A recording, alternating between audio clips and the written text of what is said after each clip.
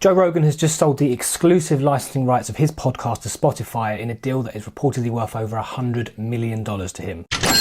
And this is an online business that Rogan has started on his own and grown organically without any help from a network or any paid advertising. So in this video, I'm going to share with you 6 strategies that Rogan has used to achieve this and how you can apply them to your business, your YouTube channel, or anything that you might be working on at the moment.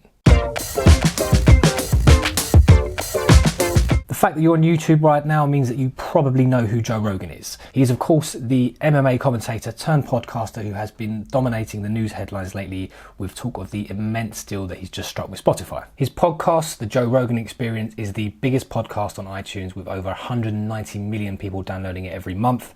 It also has 2 YouTube channels which between them have amassed over 5 billion views. This is an unbelievable achievement for an independent creator, and it dwarfs anything that any of the online marketing gurus have ever done, or at least claim they've done. And if we study it, we can all learn a few things that we can look to implement in our own work in some way. So in this video, I'm going to do 2 things, and you can jump to either of these sections using the links in the description below if you want to. Firstly, I'm going to do a quick analysis of what he's achieved by looking at the numbers on iTunes and on YouTube, and I'm also going to do a quick breakdown of the different ways in which he generates income on both of those platforms. Secondly, I'm going to break down 6 of the core strategies that Rogan has used to grow this podcast from scratch to the mammoth that it is today, and how you can look to implement some of these strategies into your own business, YouTube channel, website, or whatever it is that you're working on. But before I start, I just want to address the elephant in the room, and that is that I know a lot of people will say, oh, but Joe Rogan's a celebrity, it's easy for him to start a $100 million podcast with his social media followers and his celebrity connections. And yes, his profile would have helped a lot, but you have to remember a couple of things. Firstly, he wasn't always a celebrity. He wasn't born into wealth, and he actually did a lot of work to get himself to the stage where he could launch the podcast from. And I'm going to touch upon some of the things that he did in order to do that when I start talking about the strategies. Secondly, lots of celebrities start podcasts and none of them are really doing anything anywhere near what Rogan is doing in terms of downloads and in terms of earnings. People like Ricky Gervais, Snoop Dogg, Conan O'Brien, Russell Brand, they all have podcasts, and whilst they do relatively well, they're not attracting $100 million deals from Spotify. So don't be fooled into thinking that any celebrity can just start a podcast and turn it into a $100 million business overnight, because they can't. Rogan has put in a lot of work to achieve this, and the results he's achieved have really been exceptional. Right, so part 1 of this video is to break down the numbers to try and get our heads around the size of this business. So Rogan started the podcast back in 2009 in his own home, and as I said, it's his own business. He's an independent creator. He could have quite easily leaned on a network or a production company to get some budget for advertising and things like that, but he didn't. He started his own business from scratch with 0 views on YouTube and 0 downloads on the podcast. And he hired a guy called Brian Redband to help him with the production. The focus of the show is long, deep and thought-provoking conversations with interesting people, and he's been doing that consistently for over 10 years. The guests range from authors, politicians, actors, celebrities, and even conspiracy theorists, really anybody with an interesting story to tell. And most episodes are over 2 hours long, with Rogan chatting to the guests for the duration of them. And Rogan also sources all of the guests himself, which in the early days would have actually been quite difficult because not many big names want to appear on podcasts with no views and no listeners. But I'm sure it's a much easier job now asking people if they want to appear on the world's biggest podcast. The show's 2 main platforms are YouTube and Apple's iTunes. On iTunes, there is over 1,480 episodes currently at the time of filming this, and the show is downloaded over 190 million times a month. He's also repurposed all of the content on YouTube, which means he's taken the same material that they've recorded on the iTunes podcast and just put it into video format for YouTube. This is a really smart move because it means he's able to reach a wider audience without having to make new material, and it also means he's diversifying his traffic sources to his business, which is really, really important in online business, because if you rely solely on one platform to bring in all of your traffic and then something happens to that platform, it either changes in a way that negatively affects you or it disappears altogether, then that can be really, really bad for your business. But if you've got multiple sources of traffic coming to your business, then you mitigate that risk. On YouTube, he actually has 2 channels. The first one is called Powerful JRE, and this is the channel which hosts all of the full-length 2 to 3 hour episodes. And on this channel, he has 8.5 million subscribers. He has over 2.2 billion views on it, and these are coming from just over 2,390 videos. The second YouTube channel is called JRE Clips, and this features mostly short 5 to 10 minute clips of those full-length episodes. And this is another really clever marketing move because What this does is it creates more awareness of the full length podcast, because if you're browsing through YouTube on your lunch break or on your 30-minute commute, you're not going to usually have time to watch a 3-hour interview. So this just generates more awareness by showing people short clips, and it drives those people into the full length episode, so that they then become subscribers or downloaders of the podcast or the full length YouTube channel. And this channel alone has 4.5 million subscribers, nearly 3 billion views, all from about 4,900 videos. That number's crazy. Now let's look at the money. Show me the money. It's very hard to get accurate figures on podcast revenue, so I've taken info from as many sources as I could across the web, and also from things that Rogan has said himself in interviews. Firstly, let's take a look at the YouTube AdSense revenue, because that's actually one of the relatively easier things to estimate. There's actually a really good site called Social Blade which uses a formula based on viewer numbers to figure out how much every YouTube channel is making through the Google AdSense platform. And we can see here that the estimated range for both channels is very big, because ad rates vary a lot depending on the topics of the video and numerous other factors. But if we just use the middle of those ranges for a conservative estimate, then the combined monthly income he makes from both YouTube channels is around $653,000 per month, which is not too bad. And if we look at the iTunes podcast revenue, these mainly come in the form of sponsorship deals, which are a quick shout out to the advertiser at the beginning of the show. Now, these are generally done between the podcast owner and the business directly, so it's quite hard to get accurate figures on these. All you can really find is websites making estimates based on the number of downloads that the podcast get every month. And obviously these figures are always changing, and they're only released every so often because only Rogan and his team know the exact figures. But most of the figures that I found, which were either estimates from business websites or anecdotal stories from people that know Rogan, range from $40,000 per podcast episode all the way up to $75,000 per podcast episode. So if we go in the middle of that range, we can estimate that it's around $57,000 per episode. And they generally tend to record between 3 to 5 episodes per week. So if we're being conservative and we say that he does 4 episodes per week, that's a total of $228,000 per week. That's $912,000 per month. So if we add up his YouTube ad revenue and iTunes sponsorship money, it comes in at $1,565,000 a month, which is about $19 million a year. But don't forget that is a very, very conservative estimate based on the lower ends of the numbers we were talking about. And my gut feel is it's actually much higher than that. And on top of that, he's also a major shareholder in a sports and nutrition company called Onnit, which turns over $28 million a year. And he of course uses his podcast to drive traffic to the podcast and promote deals for it. So it's fair to say that Joe Rogan has cracked this whole podcast thing. But enough of these ridiculous monetary figures. How has he actually achieved this? I've identified 6 core things that Rogan has done with this podcast that I think are the underlying factors of his success. And these aren't just small factors that have helped him to squeeze out an extra 5% here or there. These are underlying business fundamentals that will help you to grow any online business project that you might be working on. Number 1 is that he mastered a lot of valuable real life skills before he started his own business. If you look back at Joe Rogan's career, he came from very, very humble beginnings, and he worked extremely hard to become a successful stand-up comedian, actor, presenter, commentator, and he's even competed in martial arts such as Taekwondo and kickboxing. So he's really mastered a number of skills before starting this podcast. And the reason that's so important is because there are so many online marketers on YouTube trying to tell you that anybody can start a business with no prior knowledge of anything or no experience. And unfortunately, that's just not true. If you want to start an online business, then really you should have some sort of life experience behind you. You should have a profession, a trade, a sport, a language, really anything valuable that you can use to help others. And if you look at a lot of successful YouTubers, lots of them follow this pattern. For example, you've got Graham Stephan, who used to work as a real estate agent, did that for years, got really good at that, then started a YouTube channel about real estate where he's teaching other people about real estate, and that became really successful.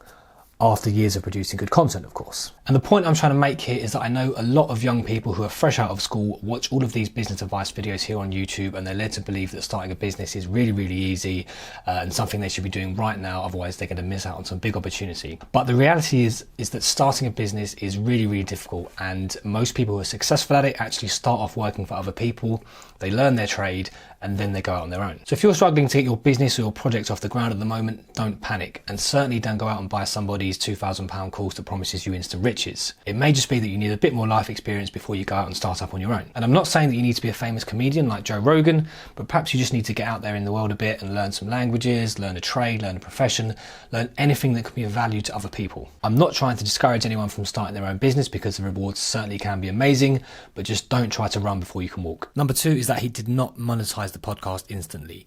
He he focused on building an audience first. He recorded months of episodes without being paid for it and built a loyal subscriber base before he secured his first sponsorship for the podcast. And the reason that is so important is because you need to have a loyal audience of people who know and trust you before you can start selling or advertising products online. Far too many people start YouTube channels and social channels, and the first thing they do is put up posts trying to ram random affiliate products down people's throats. And the reason that doesn't work is because they haven't built any trust with that audience yet. And nobody is likely to trust anybody who is clearly only interested in selling random products to them. And B, if you try to monetize something too early, like for example, if you have a YouTube channel with 100 subscribers, then realistically you don't have a big enough pool of people to generate online sales. Rogan really focused on building that loyal audience in the early stages, connecting with them, building trust and finding out what kind of things interest them. And only when he'd done that could he then start presenting them with relevant adverts and offers that would genuinely be helpful to them. So if you're starting an online business, you need to focus on building that loyal audience first, and the best way to do that is by creating lots of helpful content for them, and also by interacting with them and finding out what kind of services and products are going to be genuinely helpful to them. And remember that most businesses don't turn a profit in their first year, so this is something that might take you a very long time, but once you've done it, it's going to be something that's incredibly valuable to you. And also, you don't need an audience the size of Joe Rogan's to become successful. Even if you only had an audience 1% the size of Joe Rogan's, you'd still have enough to generate a decent income online. And before I move on to tip number 3, if you are finding this video helpful, I'd really appreciate if you could drop a like below. It really helps out the channel, and also it allows you to save the video in your liked videos so that you can come back and review it later if you need to. Number 3 is that he produces long-form, in-depth content. Most of Rogan's podcast episodes are 2 to 3 hours long, some are even longer. And in a world of short attention spans and the internet being full of 20-second cat videos, this kind of long form content is becoming very rare. But by producing these incredibly long interviews, Rogan is able to go deep into very thought-provoking subjects and really build that deep connection with his listeners. And that is something that's crucial for building that loyal audience. Because if you spend a couple of hours listening to somebody's podcast or reading their blog and you feel that they've genuinely helped you, then you're going to feel a deeper connection to that person. You're going to want more of their content. And of course, this is going to lead to more subscribes, more downloads, and more signing up to email lists. So if you're creating content as part of your business or your project, and you need to take the same kind of approach and create quality long form content. So let's say you have a YouTube channel, for example, don't just pump out lots of short 2-minute clips that barely cover the surface of your topic.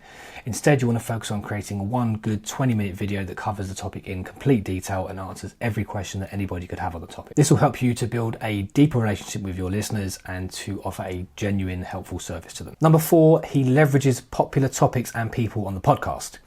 If you scroll through the YouTube channel, you'll see that a lot of the video titles are related to popular topics of the time. So they'll either be about things that have been in the news recently, something controversial, or he'll interview somebody who's been getting a lot of press coverage recently. And of course, this generates more interest in his content, because if you see a headline about a hot topic or a famous person, you're more likely to be interested in it, which drives more clicks, more views, and subscribers to his channels. This is especially important if you have a YouTube channel, because if your videos are about popular topics or popular people, then the YouTube algorithm is more likely to recommend them to people, and they're more likely to be clicked, which are both two very important factors in growing a YouTube channel. Obviously, you're not going to be able to secure guests like Kevin Hart or Lance Armstrong onto your channel, but there are a couple of things you can do to replicate this method. One is that you can make content about famous people and link it to your work somehow. So for example, somebody with a careers and business YouTube channel could potentially make a video about how Joe Rogan built a successful online business. Or the second option is to make content about a topic that's already popular on YouTube, but look at it from a different angle. A really good example of this is a brand new YouTuber called James Jarney, who joined the platform in December 2019 and managed to rack up over 800,000 views on his second video he ever published, which is absolutely insane. And he did this by making a video on a popular subject. He took the subject of fake gurus and online course scams, which is a huge subject on YouTube at the moment, and he made probably one of the best videos on YouTube about the subject, which is 20 minutes long, extremely well produced and informative. And because he picked such a popular topic and created long-form, in-depth content around it, the video has been recommended a lot by YouTube, people have been clicking, and he has already started building that loyal audience that I talked about earlier in the form of YouTube subscribers. So try to tie your content in with popular themes and people where you can, and generally you'll see much better engagement with it. Number 5 is that Rogan has worked consistently hard at this podcast for over 10 years, and he's still putting a lot of work into it even to this day. He cranks out 2 to 3 episodes per week, sometimes even more, and he's been doing that every week since 2009. He still does all of the guest interviewing himself to this day, and he sources and invites all of the guests personally. Plus, this is on top of all of the work that he's doing in the UFC with his commentating and his stand-up comedy. And this just shows us that if you want to build something of value, you're going to have to put a lot of time and effort into it. You can't just do a few months work and expect to see amazing results immediately. Successful businesses take years to build, and unfortunately there aren't any shortcuts. So what I would take from this is A, don't give up on your projects if they don't take off straight away. And B, you've got to be prepared to invest a lot of time and energy into something if you expect to see good results from it. But as a slight caveat to this, you should also be regularly evaluating your progress, checking your work, making sure you're moving in the right direction, learning about your industry, and making sure you're not just working away blindly on things that might not be benefiting you. Number 6 is that Rogan is extremely honest and genuine on the show. He talks about a lot of the things he enjoys doing. He's very, very open and honest. And this really draws people in, builds those deep connections, and builds that loyalty with his audience. And I think that's so important these days because people are wising up and they're getting fed up with the same old corporate cheesy messages that businesses put out, and they want to hear real stories from real people. So if you're creating a business or a YouTube channel or whatever it might be, try to be really genuine and get some of your real personality across. And especially if you're creating or advertising products and services online, make sure that you fully believe in understanding those products and you're not just spamming people with rubbish just to make a quick sale. If you're genuine and honest with people, it will really help you to build those connections, build that loyal audience, and build a business that is sustainable and long-term. Now, before I wrap up this video, I want to do something that will help you to implement some of these tips and actually put them into action in your business, because I don't just want this to be another YouTube video that you watch and think, oh, that was interesting, but don't actually implement any of these tips. So if you're working on anything right now, whether it's a YouTube channel, a podcast, a blog, any kind of online venture, tell us what it is in the comments below, and drop us a quick comment saying how you're going to implement one or more of these strategies into growing it over the next few months. Hopefully we can get a good conversation going, share some ideas, and maybe even come back and share some success stories in a few months' time. That's it for this video. I really hope you found it helpful, and of course if you have, please drop a like below and subscribe to the channel if you want to see more videos like this. And of course, thanks very much for watching, and best of luck with whatever it is you're working on right now.